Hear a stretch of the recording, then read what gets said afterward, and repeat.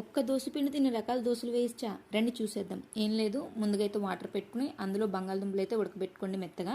ఆ ఉడికే లోపల కడాయిలో నూనె తీసుకుని మినపప్పు, శనగపప్పు, ఆవాలు, జీలకర్ర, కరివేపాకు, పచ్చిమిరపకాయ ఇవన్నీ వేసుకుని బాగా వేయించాక కొద్దిగా ఉల్లిపాయలు కూడా వేయించుకోండి. అవి కూడా బాగా వేగాక మనకు ఉడకపెట్టుకున్న బంగాళదుంప పేస్ట్ అయితే ఇందులో వేసుకుని ఉప్పు, పసుపు వేసుకుని పక్కకు దించేసుకోవడమే. మసాలా రెడీ.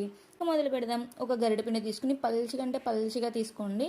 తీసుకున్నాక ఒక 2 స్పూన్ల నూనె అయితే వేసుకుని అందులోనే మసాలా అయితే పెట్టుకుని ఆనియన్ వేసుకోండి. మసాలా దోశ రెడీ.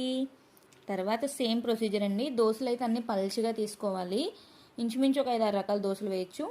సేమ్ పల్చిగానే తీసేసుకుని దాని మీద నూనె కానీ నెయ్యి కానీ వేసుకుని కారపొడి వేసుకుని ఆనియన్ వేసుకుని మసాలా పెట్టుకోండి. గీ కారం మసాలా దోశ రెడీ. అలానే గీ కారం దోశ, మసాలా దోశ, ఆనియన్ దోశ, ప్లెయిన్ దోశ చాలా రకాలు వేసుకోవచ్చు. నేనైతే ఒక 4-5 దోశలు వేసి చూపించాను.